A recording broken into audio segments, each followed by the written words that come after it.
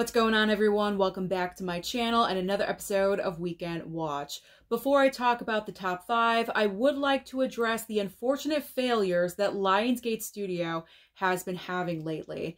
Now, this past weekend, their brand new film, The Killer's Game, starring Dave Bautista, this brand new film landed at number 6, but the movie only brought in $2.6 million.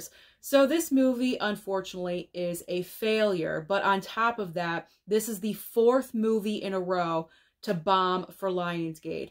First, we had Borderlands, then we had The Crow, then it was 1992, and now The Killer's Game. And I think the streak is going to continue because Lionsgate does have another brand new film coming out this Friday. And I don't think that film is going to perform well either. Probably around the same number, about between $2 to $3 million. That's my guesstimate of what I think the brand new film is going to bring in. And that's going to be 5 flops in a row.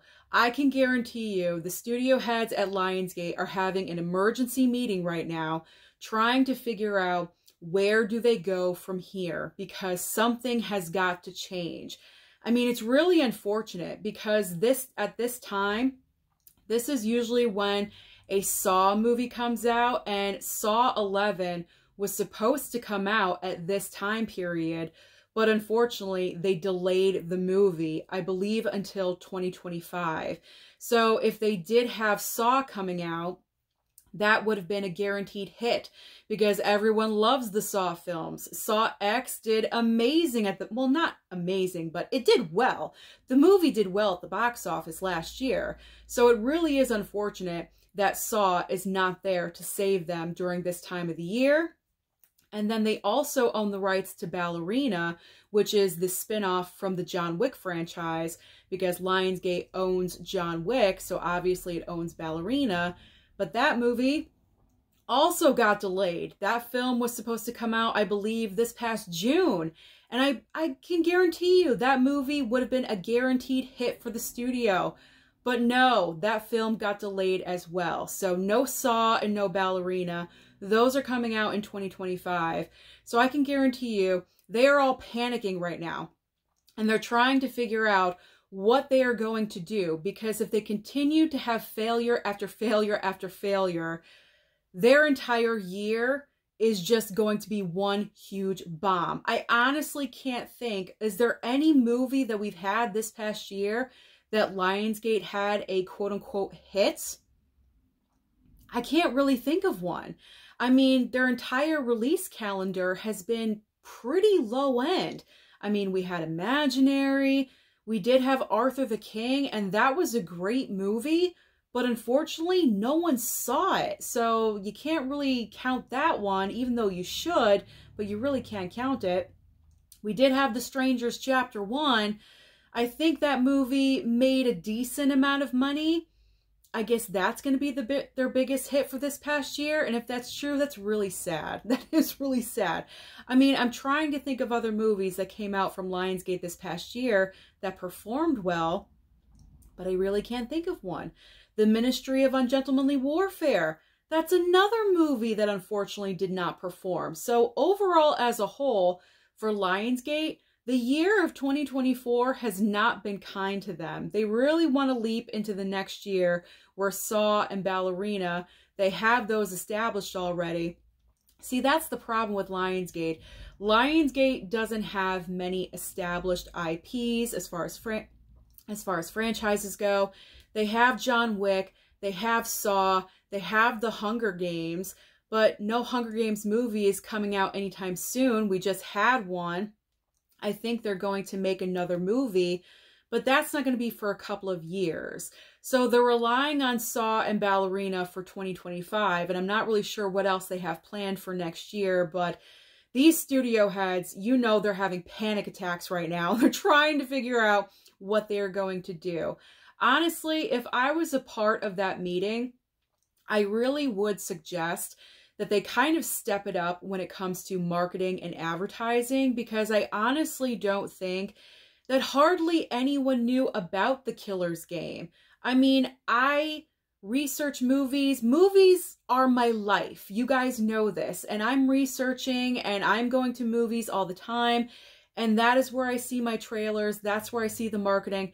But I honestly don't see it anywhere else, especially with 1992. First of all, I didn't even know 1992 was a Lionsgate movie. So that was news to me. And then on top of that, when I saw the trailer for the movie one time, it was a week before the film was supposed to come out. So if you're the general public and you don't go to the movie theater that often like I do, you're not going to know about these movies. So movie studios cannot rely simply on trailers to market their films. They really need to step it up. If you feel like your movie is deserving of being marketed heavily, do that. Do so. I know every studio can't market every single movie because you just don't have the budget for that. But you do have to pick and choose which ones deserve the money for that. The perfect example right now is Beetlejuice. Beetlejuice. This movie is making a ton of money, and that is because Warner Brothers knew the magic of this movie. They invested the money. They have marketed and advertised this film like crazy, from celebrity appearances around the world to putting, you know, Beetlejuice and Jenna Ortega's faces on cans of soda. I mean, they are just marketing this film like crazy when they really don't have to, because Beetlejuice is an established IP. Just simple images from the first movie and you automatically think of Beetlejuice. Like black and white stripes, you think of Beetlejuice. If you see a red wedding dress situation, you think of Winona Ryder. So it's very easy to kind of like correlate, there we go, correlate those images with that movie. So I think that, getting back to my original point, and I know I'm going long here, but I have a lot of thoughts about this. And where I think Lionsgate is severely lacking is marketing and advertising. I know they're not as big of a studio as Warner Brothers, Paramount, Sony, Disney, but they do have some money in the pot. So what I think they need to do is just choose those movies that, you know, they really, really want to invest in and put all their money into. And they're probably going to do that next year with Saw 11 and also with Ballerina. Like I said, I can't think of any other movie that's huge from the studio that is coming out next year, but they have to do something because the formula that's going right now is not working. I feel like it's backwards of what I was going to say. It is quantity over quality, because we've had how many Lionsgate movies in the last month? Like 5? That is a lot. That is a lot of movies from one studio. So it's not good to just crank out a bunch of films. We have to mold and we have to shape and we have to, you know, put some time in between films. You know, like there's a lot of factors that they have to think about over at Lionsgate Studios. So like I said, they're all panicking. They're running around. They're having meetings right now. It's possible some people may get fired. I don't know, because when a studio performs this horribly at the box office, something needs to be done. And I think there's going to be a few people without jobs by the end of today. I would not be surprised. So unfortunately for Lionsgate, it is another failure with the Killer's Game. But you know what? Let's just hope moving forward, they're going to do something. You know, Lionsgate, they're underdogs as far as the major studios go, but we'll see what happens. I wish them all the luck in the world. All right, now, after all of that, let's get into the top 5. So obviously in first place is still Beetlejuice with $51.6 million. This is an incredible second weekend. This is pretty much, it dropped about 55%. I'm not really great with percentages, but last weekend it opened with 11. So, you know, just break that in half. So 50%. It only dropped 50%. That's an amazing hold in its second weekend. And like I said, all that marketing, advertising, word of mouth really carried over. And a lot of people that probably wanted to see the movie in its opening weekend and could not went in weekend number 2. So this is an amazing hold. And worldwide, I think the film, I forgot the actual number, but worldwide, Beetlejuice 2 is around 270, like $5 million, something. It's like $270 million. That's insane. That's like 200 million over the original run of the first film. That is absolutely insane. So this movie is just going to continue to make money. Like I said, it's dominating in September. Now going into spots 2 and 3. Second place goes to Speak No Evil, the brand new horror film with James McAvoy. This one brought in $11.5 million, and I actually went to go and see this movie on Friday. I enjoyed it. I really enjoyed it. I didn't know what to expect. I knew this movie was a remake of the original film, and that original film only came out 2 years ago, and I was kind of like thinking, why? Like, why are you remaking a film so early after the original? But this movie was good. I mean, trust me, dumb choices, bad decisions all over the place, but this film, with James McAvoy's performance, he gave me everything I wanted to see. So if you want to see James McAvoy go crazy, then go and see Speak No Evil. I personally wanted him to go further and go a little bit more nuts, but I was satisfied. I enjoyed the movie. So that's my endorsement right there for Speak No Evil. Third place goes to Deadpool and Wolverine with 5.2 million. Fourth and fifth place. Fourth place. Is this a documentary? I should have looked it up. I forgot to do so before I started recording. Am I Racist? I'm assuming this is a documentary. A documentary made more money than a film from Lionsgate. Let that sink in. Okay, let that sink in for a second. So Am I Racist brought in $4.7 million. If it's not a documentary, I apologize. But like I said, I didn't look it up. I should have. That is my fault. And then in fifth place, rounding out the top 5, is Reagan. Reagan is still hanging in there with 2.9 million. Now, what is brand new at the box office this coming weekend that could potentially kick out Beetlejuice? We have 3 brand new releases. So we have Transformers 1, Never Let Go, that is the Lionsgate movie that I was referring to, and also The Substance. So I believe out of the 3, the only movie that has a chance of kicking out Beetlejuice from the top spot is Transformers 1. This is animation. This is not a regular Transformers movie, but this is animation. Good for kids and families, in particular if you love Transformers, so this may push it to the top. But I'm not really sure. I'm not really sure because, again, marketing, advertising, I'm sure it's probably been heavily marketed through toys and action figures and things like that. But other avenues, like social media, I haven't really seen too much. Maybe I'm not looking in the right places. Maybe you guys have seen it elsewhere. But I really haven't seen a lot for Transformers 1. So we'll see what happens. The numbers, I feel, are going to be close. They're going to be very close, you know, within like $5 to maybe $7 million within each other. I don't know. So we'll see what happens. But I do think, like I said, out of any of the 3, it's going to be Transformers 1 to give Beetlejuice a run for their money. We're just going to have to wait and see where it lands. I'm going to start tracking it Thursday night previews going into Friday to see how well that film is performing. And Never Let Go, I just don't know. I don't know how this one is going to do. This film was supposed to come out, I believe, a month ago, and it got delayed to September. I think it was supposed to come out mid-August, and they delayed it to September.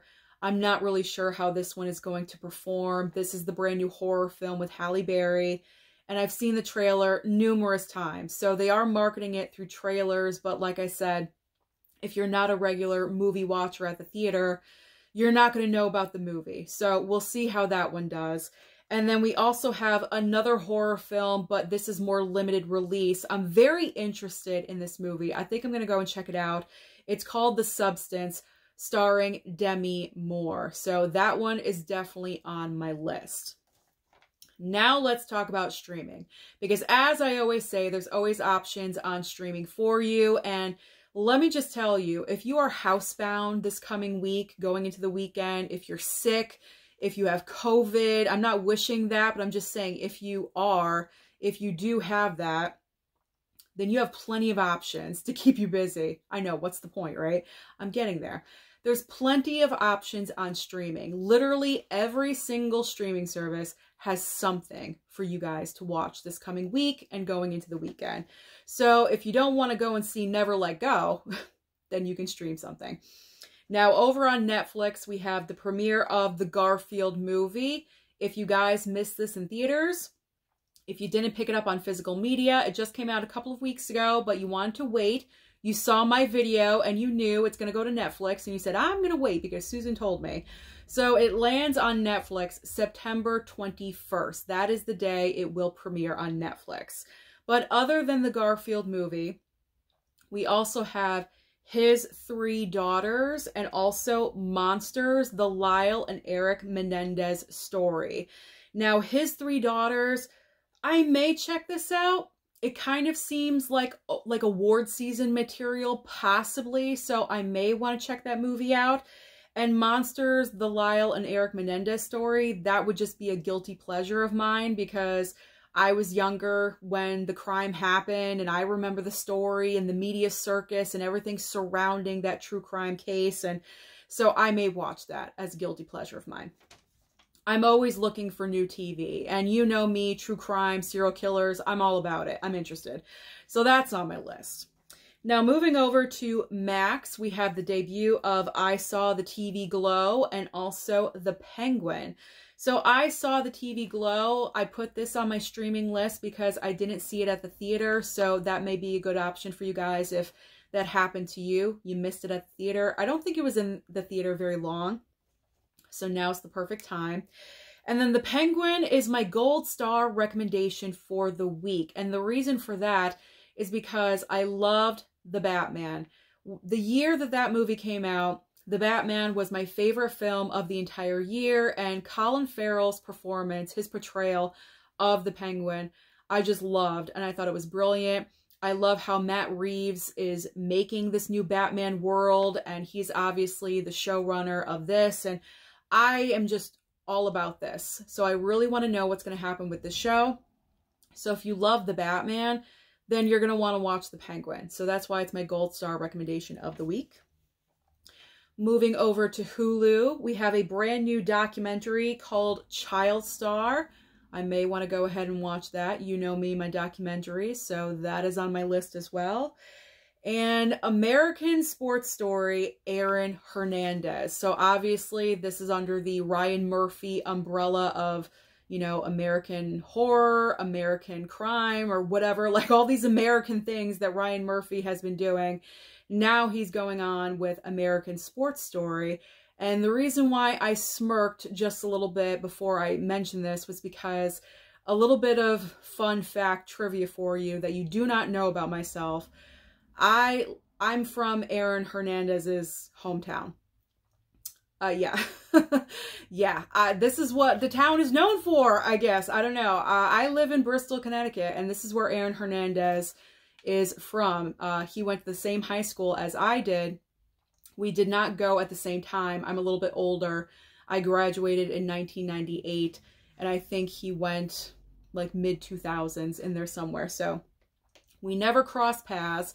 We never would, because he was obviously a jock and I was a, you know, theater and musical nerd. So we would never run in the same circles anyway. But that's my little like connection to Aaron Hernandez.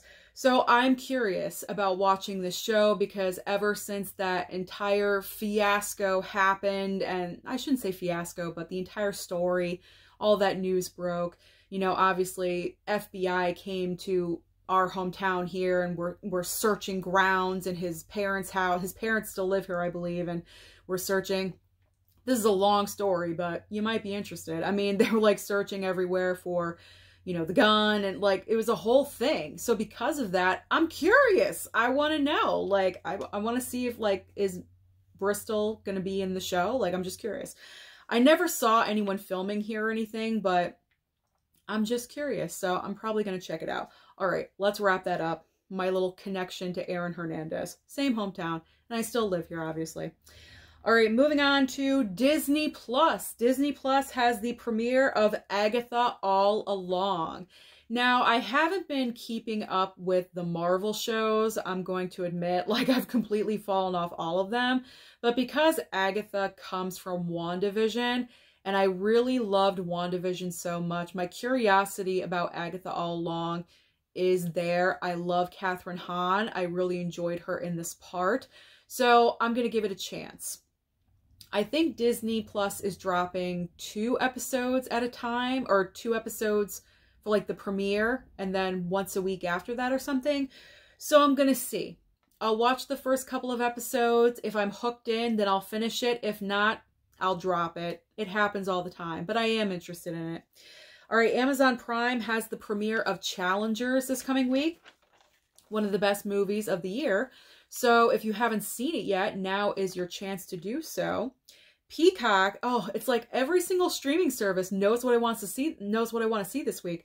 So Peacock has World's Most Notorious Killers. It's probably another documentary or docu-series or something, so I may go ahead and watch that one too.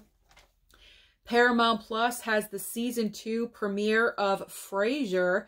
And finally, Apple TV Plus, I hope I can say this correctly, has La Maison Season 1. Now that is everything happening at the box office and also on streaming. I apologize about the length of the video, but I just had a lot of things to say. I had a lot to express. So comment down below and let me know your thoughts about the failure that Lionsgate has been on lately, the failure streak. What do you think the studio needs to do to turn things around? Don't forget to like and subscribe before you leave, and I'll see you next time.